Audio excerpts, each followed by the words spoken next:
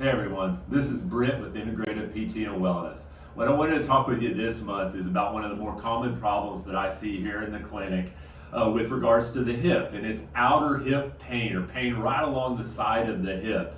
Now, this is many times diagnosed as trochanteric or hip bursitis, but more recently the research is starting to show it's actually more often what's called gluteal tendinopathy, or pain coming from the tendons of the outer glute or buttocks muscles.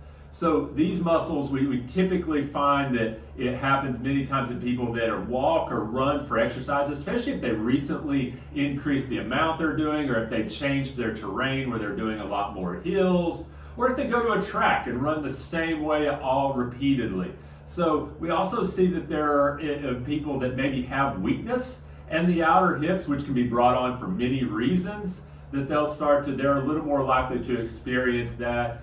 Females, about 2 to 4 times more often than males get this, and usually middle-aged females. Recent studies showed that about 1 in 4 females above the age of 50 is going to be affected by this at some point. So this pain's typically felt along the outer hip, many times right over the bone. At times it may even radiate down the leg, down the side of the leg. We don't usually find that it goes below the knee, but maybe on occasion it will. We find in people that experience this that, again, standing for a while, especially if we tend to stand, which we all do this at some point if you ever think about it, and let our weight shift to one side. Usually that side, if it's painful, then having our weight shifted that way may start to become even more painful.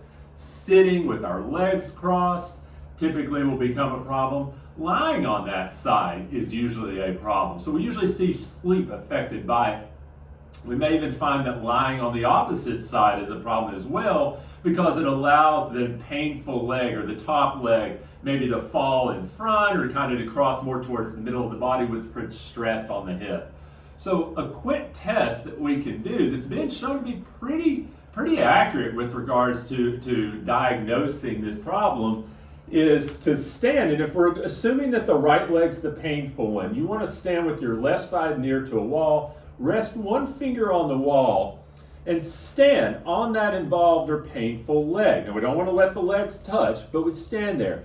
And if you start to experience pain in the outer hip of more than a 2 out of 10, so anything more than just a very, very mild discomfort, if that pain starts to come on within 30 seconds or less, it may indicate that you do have pain going on with this. So as far as what do we do if somebody comes in with this pain, well, there's various options. Many times we start with trying to cut the pain level down by things such as hands-on or manual therapy to the hip region. Dry needling can be very effective with this. And then also modifying, if you are a walker or a runner, how much are you doing? Once it's calmed down, we're then going to look to build up the strength of those muscles, mainly in the hip, mainly in the outer hip muscles.